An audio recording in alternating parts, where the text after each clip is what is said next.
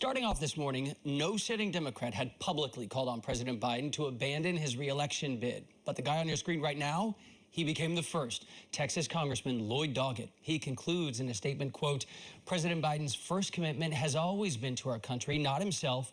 I am hopeful that he will make the painful and difficult decision to withdraw. I respectfully call on him to do so. Aside from Doggett, the party line has pretty much held, but voters are raising their concerns in polls, and top Democrats are being pressed to defend keeping Biden on that ticket.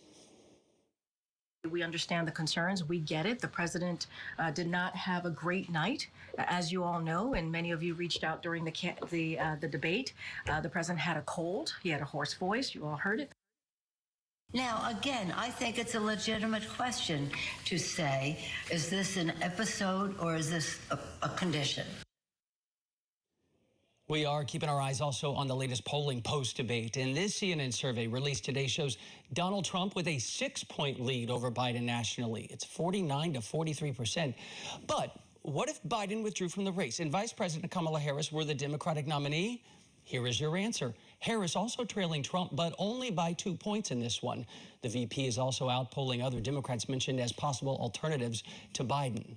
It has now been 4 days since that debate, and the fallout cannot be overstated. Yet, we're finding out President Biden has not reached out to many top Democrats to reassure them. According to various reports, he has not spoken to Senate Majority Leader Chuck Schumer, nor House Minority Leader Hakeem Jeffries.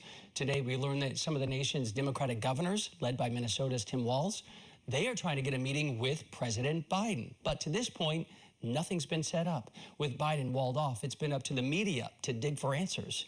Well, these are people, several of them, who are very close to President Biden, who love him, have supported him, have been among them are some people who have raised a lot of money for him. And they are adamant that what we saw the other night, the Joe Biden we saw, is not a one-off. You probably recognize legendary political reporter Carl Bernstein last night, CNN. The man who broke Watergate says people inside the White House are telling him Biden's been showing signs of mental decline for at least a year. With the firestorm growing, the president has agreed to his first sit-down interview since that debate. He's talking on Friday with ABC News anchor George Stephanopoulos. Portions will air Friday on World News Tonight, then over the weekend on Good Morning America, and the full interview airing Sunday on This Week with George Stephanopoulos. And other reporting today from Politico also paints an unflattering portrait of the president and his team. The piece quotes an unnamed senior administration official who talks about their experience working around President Biden. The source describes him as ill-tempered, moody, growing more and more isolated by the month. That Politico piece is widely sourced and is packed with inside info, mostly off the record. You probably understand why. And it's Democrats blaming, quote, Biden's inner circle as an impenetrable group of enablers who deluded themselves about his ability to run again, even as they've assiduously worked to accommodate his limitations and shield them from view. Joining us now is one of the co-authors of that Politico report that hit this morning, Adam Cankren. Adam, did you, in the course of this reporting here, did you get a better sense of how with it President Biden really is? Yeah, that is kind of the operative question, something that everybody from the media to House lawmakers, Senate lawmakers, Democratic operatives are all asking themselves this idea of whether Thursday's debate was just a blip, a one-off, something that the president can recover from, or whether this is an indication of a longer slide, a longer decline. I mean, what we have known at this point and through our reporting and just kind of seeing him is, yes, he's significantly older, right? He looks older. He's more frail than he was even just a few years ago.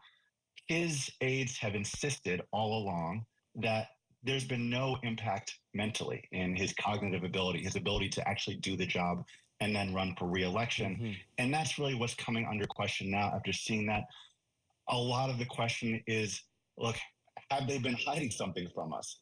And is this going to happen again, especially given the stakes of the election? Biden's already behind. This does not obviously help.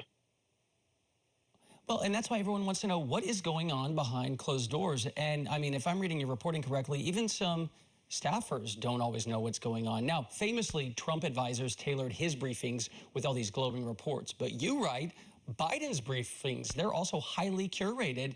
Here's a quote. It's like You can't include that. That will set him off. Or put that in. He likes that, said one senior administration official. It's a Rorschach test, not a briefing, because he is not a pleasant person to be around when he's being briefed. It's very difficult, and people are scared blankless of him. Is President Biden even aware, then, of Americans' feelings? He's aware, I think, broadly, right? I don't think there's anybody who thinks that the president looks back at Thursday and says that was a good moment. He's very aware that, look, this was particularly bad. He did not have a good performance, and something has to be done to recover. I think the question here is beyond that.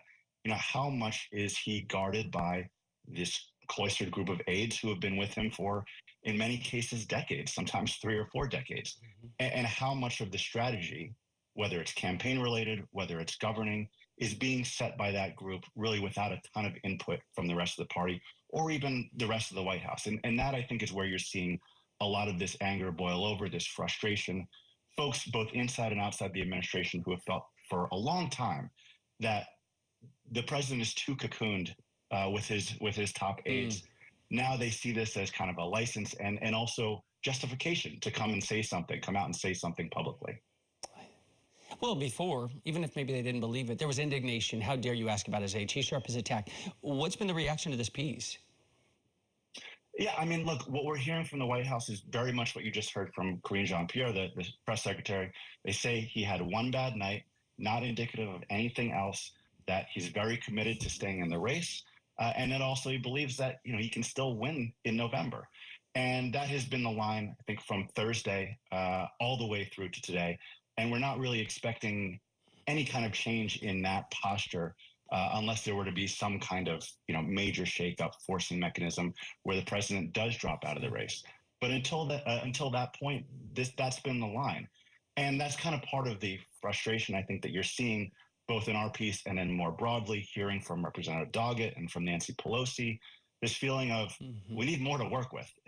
Having a cold and having a bad night is just not enough of an explanation at this point to restore faith in the president, both from voters and from Democrats around him. Well, because you guys have been forefront on this. I mean, Wall Street Journal had their piece today. Later on, New York Times came out with this thing from Peter Baker and others saying slippage has been happening for quite some time. Let me get one more quote in here from your piece this morning. It says, quote, "No one has done more to keep the president isolated and shielded from tough conversations than his wife, First Lady Jill Biden, and sister Valerie Biden Owens." So, Adam, did anyone explain why Jill Biden, who is aware of his condition, and she's also aware of how aging works. We know how aging works. Why is she shielding him and pushing him to run? Yeah, within the Biden family, and this is true for President Biden himself and also the family members around him. One, there's just a huge amount of belief in his capabilities, in the fact that he is this right person for this right time, that he's the only one who's beaten Donald Trump and that he can do it again.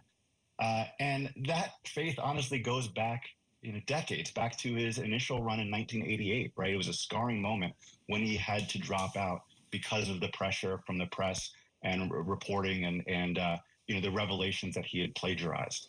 And that's something that you can draw a through line to, I think, right now, where the instinct when Biden is under fire, when he's under scrutiny, the instinct of the family around him is to go into a bit of a defensive crouch to shield him.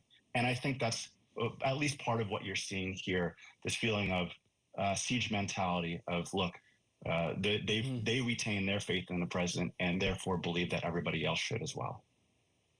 That's interesting. Yeah. I mean, because you can't really be armchair psychiatrist here, but if it's really, I believe you can do this till 2029, or if it's everybody back off, let my family member, my loved one, make this decision for himself. Adam Cankren with Politico. I'm going to be reading everything you publish. Thank you.